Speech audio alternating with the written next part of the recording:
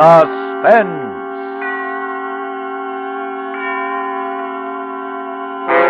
Autolite and its 96,000 dealers present transcribed Mr. Dick Powell in Slow Burn, a suspense play produced and edited by William Spear.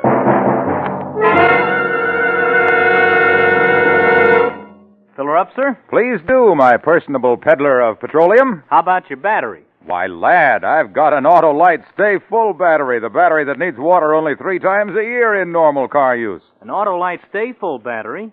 Say! Say no more, my good fellow, for when you've said Autolite Stay Full battery, you've said the ultimate.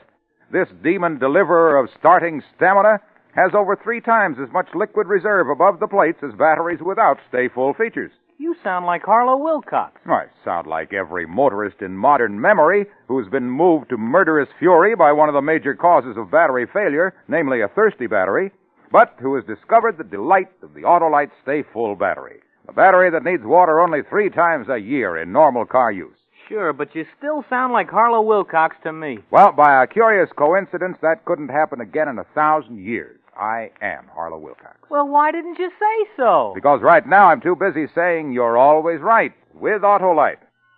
And now, with Slow Burn, and with the performance of Dick Powell, Autolite hopes once again to keep you in suspense.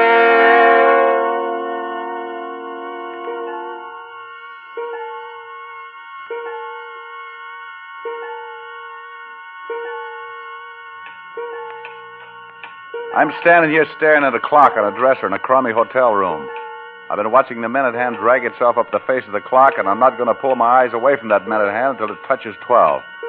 Because at 12, the slow burn that started in my insides way back 3 months ago, the slow burn that built till my whole body was on fire, is going to be soothed.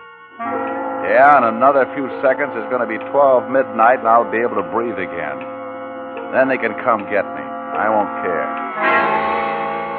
There it is. I can make that call now.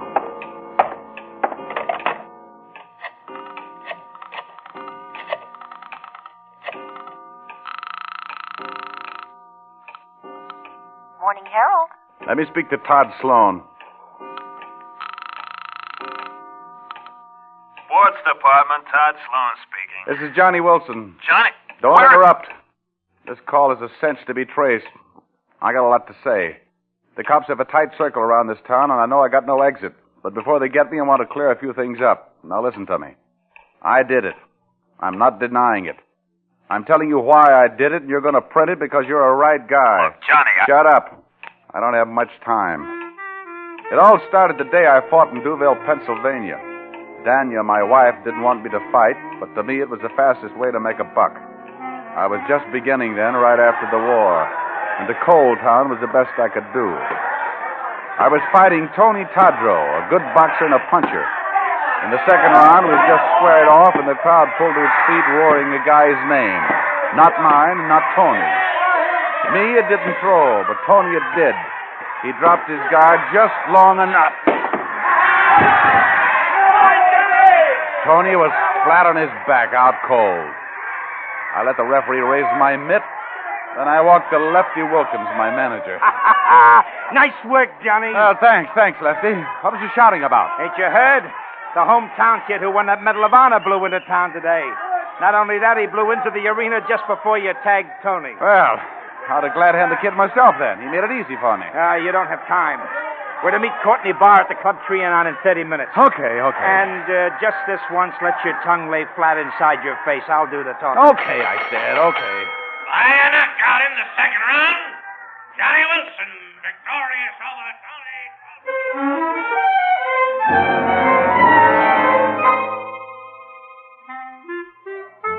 You saw Johnny fight tonight, Mr. Barr. He's good.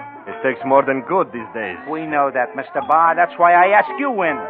All we need for him is the right build-up and the connection. Now, look, when I engine a show at a nightclub or a fighter, I want a reasonable chance to get my money back. Lefty, you never brought a fighter up to the top yet. But this time it's different. Johnny Wilson is the next champ. Oh, don't beg him, Lefty. If he's too blind to recognize a good thing when it's shoved in front of him, let him get a seeing-eye dog. Oh, I'd take a chance on Johnny if he had an exploitation angle. The way it is now, there's too many good boys bouncing around. Don't need the build-up would have to go into him. No. I'm returning to New York tonight. Goodbye, gentlemen. Yeah, he's got nothing. Nothing but money. Someday I'm going to walk into a bank and look at the stuff. You know they keep the trap behind little cages?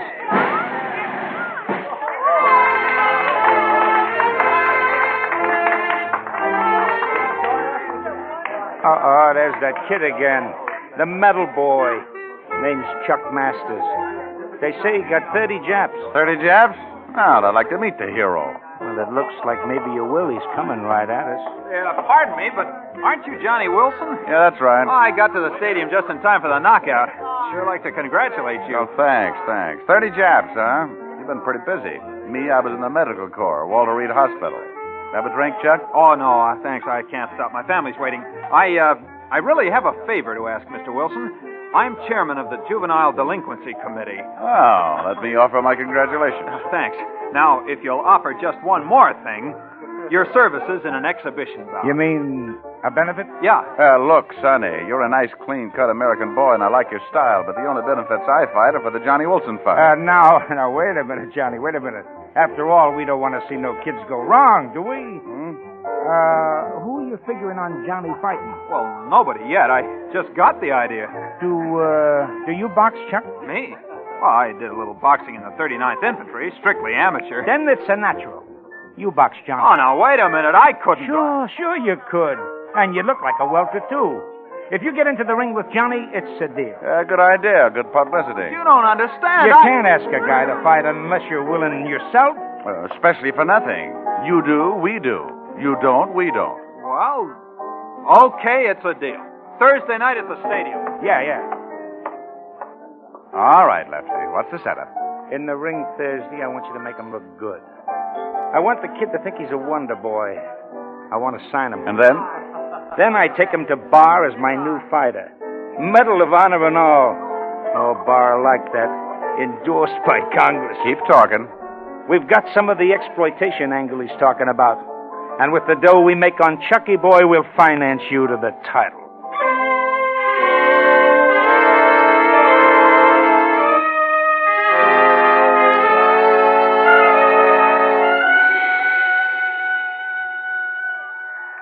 Get a load of the crowd. Any more people come in, we'll have to ration the oxygen. That's what Bar means by exploitation. That Medal of Honor drags them in. There it is. Remember, Johnny, don't win. You don't have to lose, but don't win.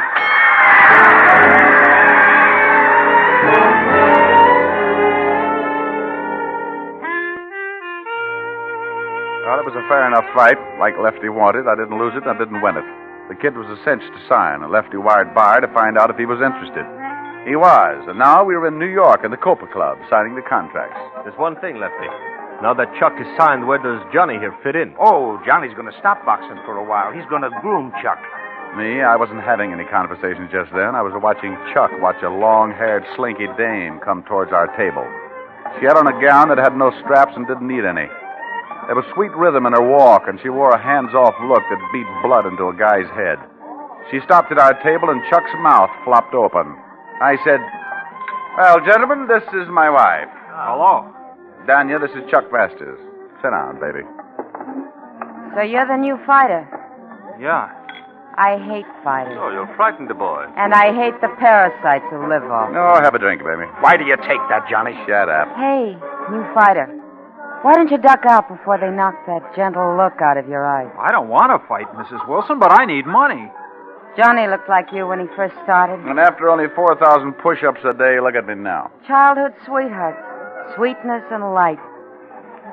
Now he's not happy unless I wear gowns like this. There's nothing wrong with that dress. Hey, baby, have you heard?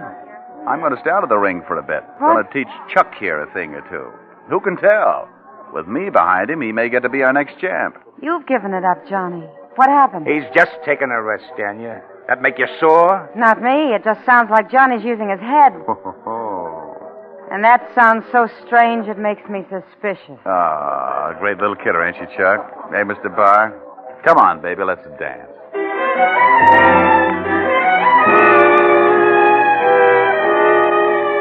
Now the publicity build-up started. Chuck was a hero. The story of the signing hit the papers coast to coast, border to border. The Fighting Marine. They traced his medals to every beachhead. I even came in for some publicity as Chuck's best friend, the guy who was sidetracking his own career to train him. And on the day Chuck signed for his first fight, with Whitey Carnes in the Bronx Coliseum it was, who should come in to give him his medical but my old CO from the Med Corps, Doc Peterson. Hey, Corporal Johnny Wilson. Well, don't make me say, what are you doing here? Tell me. I'm a fighter, Captain. Well. That's a far cry from Walter Reed Hospital, huh, Johnny? How you doing? Well, so far the Army paid off better. Oh, Doc, this is Chuck Masters. Oh, hiya, Chuck. Say, Hi. According to all the publicity I hear, you're going to be the next welter champ. Yeah.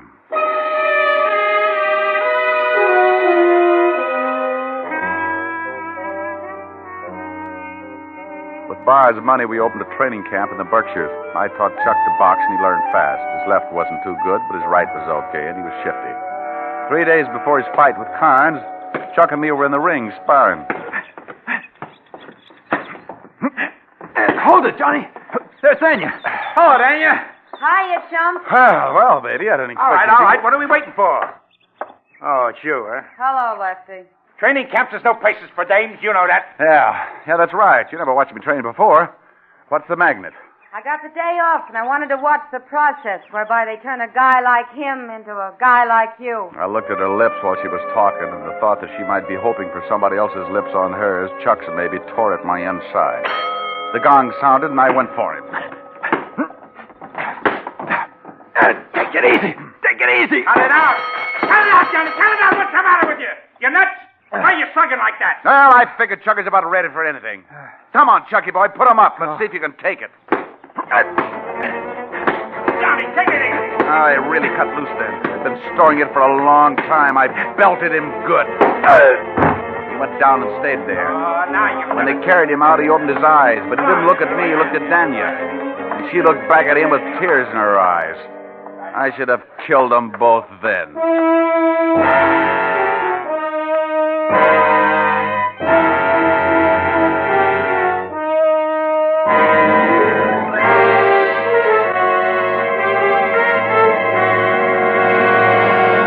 Autolite is bringing you Dick Powell in Slow Burn, tonight's production in radio's outstanding theater of thrills, Suspense.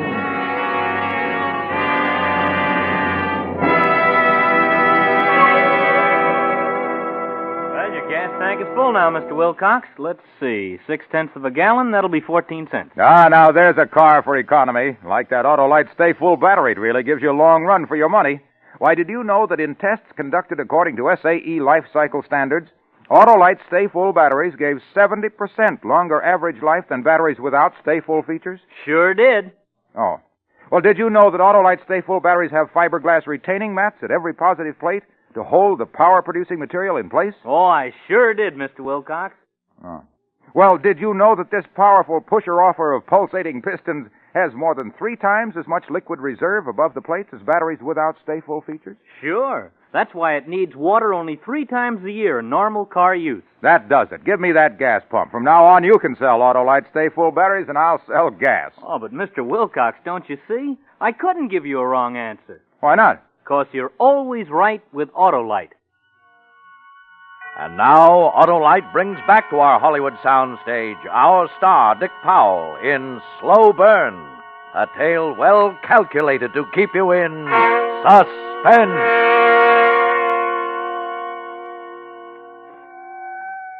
Still on the phone, Todd? Yeah. Well, hold it a second. I want to gander out the window.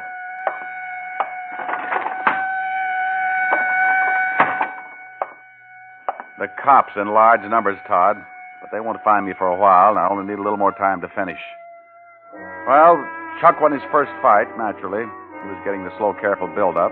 He won a second fight over in Jersey. So then Lefty began to book him. He said Courtney Barr wanted Chuck to go out and make a tour, get a list of knockouts so he'd have a record. So I sat on my mitts. The day Chuck got back from his tour, he called, and Daniel invited him to dinner. How was the tour, Chuck? Oh, fine. I had a couple of fights that were terrific. In Denver, I fought Willie Myers. What a boxer. But I found his weakness. See, when he was getting set to throw his right, he always flipped his elbow just a bit. From then on, he was my meat. You're beginning to enjoy fighting, Chuck. Well, why shouldn't he enjoy it? There's money in it. Sure. 50% of the purse and a bonus. Don't forget the bonus. Scrambled brains, cauliflower ears, and a nose smattered all over your face. A good fighter keeps his nose straight. Johnny was just like Chuck when he first started. Fighting kills a man's better instincts. I'll get the dessert. Yeah, I'll help you.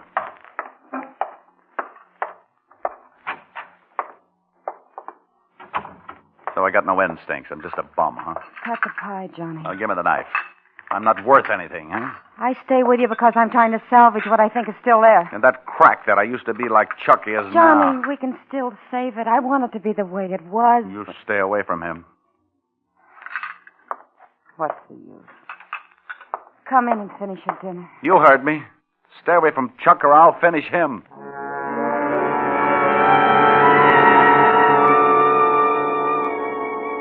Every sports writer was wondering who was going to fight Mike Gruen. Nobody got a crack at the champ unless he fought Gruen first.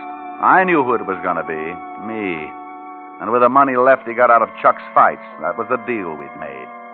But, well, I was getting itchy about it. All this time, I wasn't getting any particular build-up. We were on the lake cruising around relaxing after 2 weeks of hard training. Bar and Chuck were watching a kid horsing around doing handstands in a canoe. I took Lefty to the other end of the launch. Yeah? Yeah, look, Lefty. I know, Johnny, I know. Now, don't worry about the Gruen bout. Maybe it would be smarter, Lefty, if you gave up my contract on the surface. Then you could hold off Chuck while my new manager signed me for that match. I can't, Johnny. Oh, why not? Now, don't get mad. But I had to give Barr 50% of your contract or he wouldn't back Chuck originally. But I got it fixed. Well, you dumb, stupid... What? I spun around and saw a canoe floating bottoms up. Chuck was ripping off his clothes, but I got out of mine fast, too. Me and Chuck hit the water together. You see him, Johnny? Huh? No. I saw the kid, but I wasn't telling Chuck. He'd come up about 20 yards away, and he went down in the same spot. This was going to be publicity for me. I dove to the kid, grabbed his hair, and pulled him up.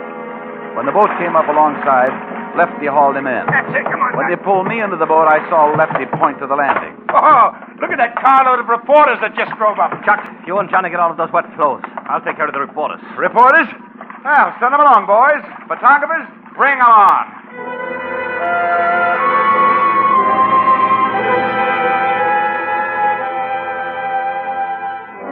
That evening, I was sparring with Chuck, sharpening his footwork, when Danya came up with the New York papers. Don't you two ever get out of that ring? Oh, and by the way, congratulations. Huh? Oh, you hear all about the hero stuff on the lake? Yeah, congratulations. But she wasn't looking at me. She was looking at Chuck. I hopped out of the ring, grabbed the newspapers out of her hand. The story was there all right in big block headlines. Chuck Masters saves boy from drowning. Medal of Honor winner does it again. Me? I wasn't even in the comic section. But this is all wrong, Danya. Johnny saved that kid. Yeah, Johnny saved that kid. Now Johnny's going to save himself. Where's that Lefty Wilkins? Oh, that's a dirty trick, Johnny. Chuck, you're trying to tell me you knew nothing of this. Your picture and life history on the front page. I swear Now your eyes open, Johnny. Look what they've done to Chuck. How they made him lie just for the sake of publicity. I didn't lie.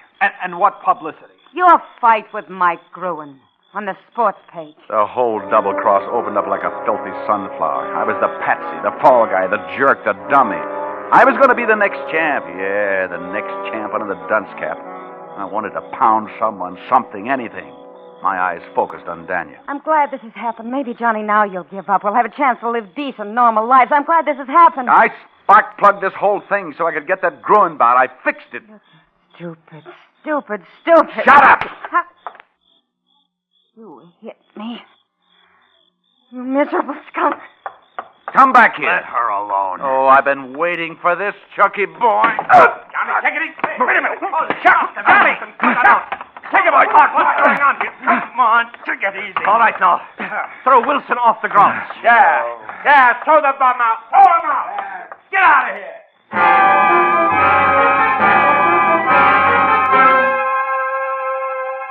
They threw me out all right, and while they were doing it, I was thinking I was going to kill Lefty Wilkins. That was definite. And I remembered that all Daniel worried about was Chuck. Chuck's character. Chuck's gentle look. Yeah, I was going to kill Lefty. And for Chucky Boy, I was going to think up something special. Very special.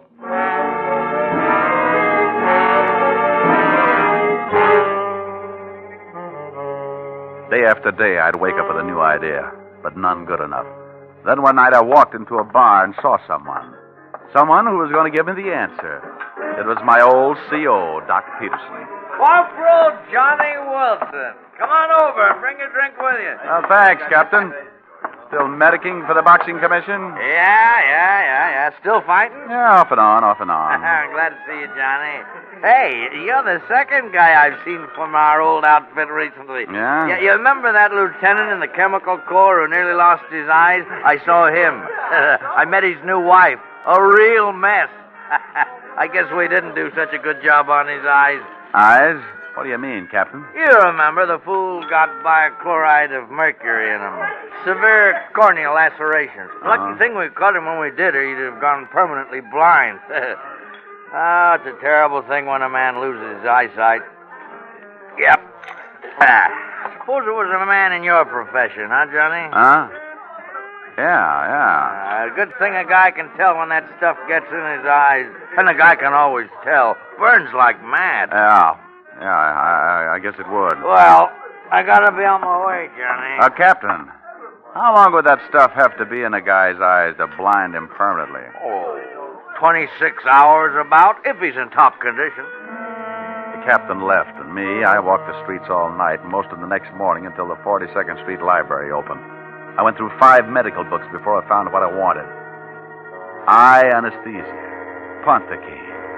Causes loss of sensation in the eye without affecting the eyesight. I went up to the training camp. The Gruen bout was in 3 days. I had to get back in favor, and I piled it on good. I played it with hearts and flowers, everything. Poor Johnny Boy. I'm sincerely sorry. That's the way it is, Chuck. I'm sorry for the hassle I caused. I'd sure like to be with you for the night of the fight. Well, okay, Johnny. It'd be funny fighting a local match without you in my corner. Sounds fishy to me. You ain't the kind to forgive. Well, it ain't fishy, Lefty. Since Daniel left, things have been lousy with me. I'm out of dough. I gotta eat. I need the job. He gets the job, Lefty. He rates it. He taught me everything I know. I want him in my corner.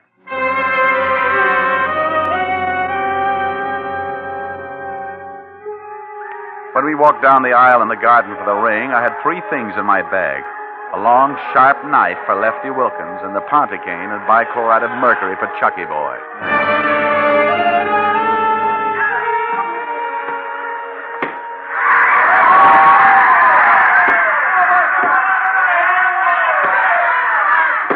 At the end of the 4th round, Chuck was way out in front and Lefty was beaming all over.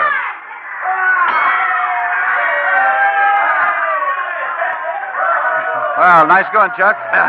Hey, he's a cinch. Then I reached for the Vaseline that every fighter has smeared over his eyebrows to keep his eyes from getting cut. I had the Vaseline loaded with Ponticane. I smeared it all around those eyes of his. Now all I had to do was wait until the Ponticane took effect.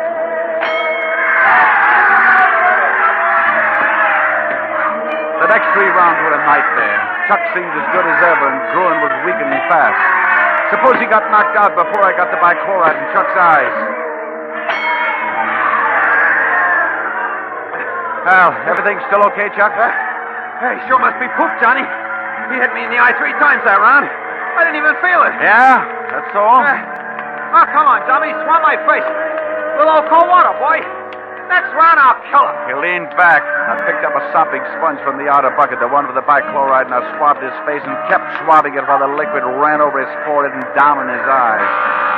This is it. He didn't even wince as the poison drained under his lids, into his eyes and over his eyeballs. He started the 8th round strong and cocky. He pushed Gruen all over that ring, and then all of a sudden it happened. He stopped and put his gloves to his eyes, trying to rub away the creeping blindness. Gruen played it cagey. He thought it was a trick. But as Chuck desperately hunted for him, Gruen caught wise and he piled into Chuck. Gruen tore his head off. He hit Chuck with everything but the ring post. Chuck kept going down and coming up for more. Oh, it was beautiful. I picked up my bag and left the corner. On the way out, I stopped for a moment where Lefty Wilkins bent forward, agonizing in his seat as he watched the championship go out the window. He didn't even move when I shoved the knife into his back. The crowd was screaming for the kill as I walked out.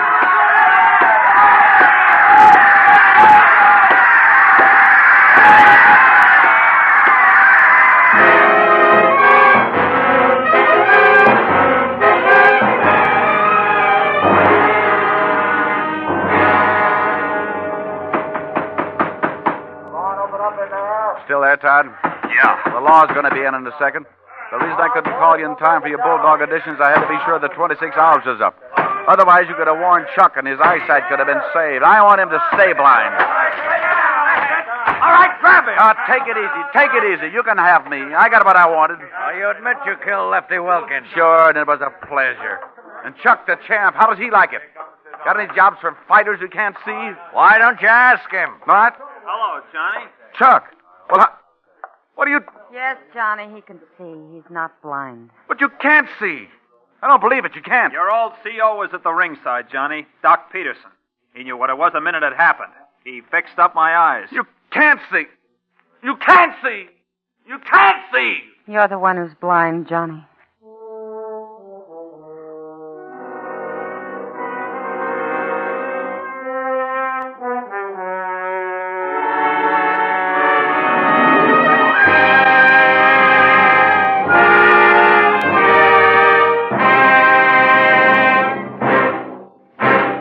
Suspense, presented by Autolite. Tonight's star, Dick Powell.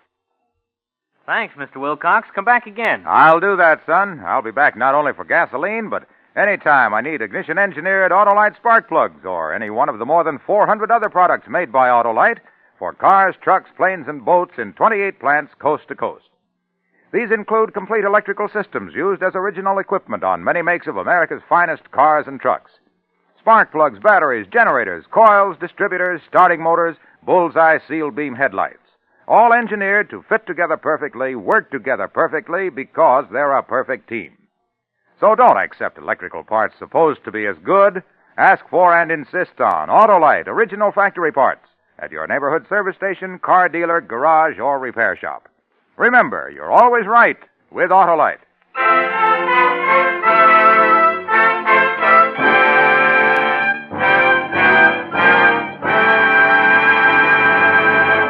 Next Thursday for Suspense, Loretta Young will be our star. The play is called Lady Killer, and it is, as we say, A tale well calculated to keep you in suspense.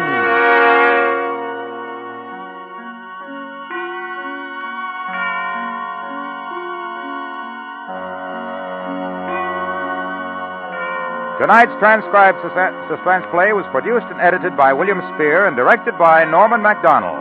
Music for Suspense is composed by Lucien Moraweck and conducted by Lud Gluskin. Slow Burn is an original play for radio by Fred Freiberger. Dick Powell may currently be seen in the motion picture version of the best-selling novel, Mrs. Mike, and may be heard each week in his own radio show, Richard Diamond, Private Detective. In the coming weeks, you will hear such stars as James Mason, Ronald Reagan, and Ginger Rogers. And don't forget, next Thursday, same time, Autolite will present Suspense, starring Loretta Young.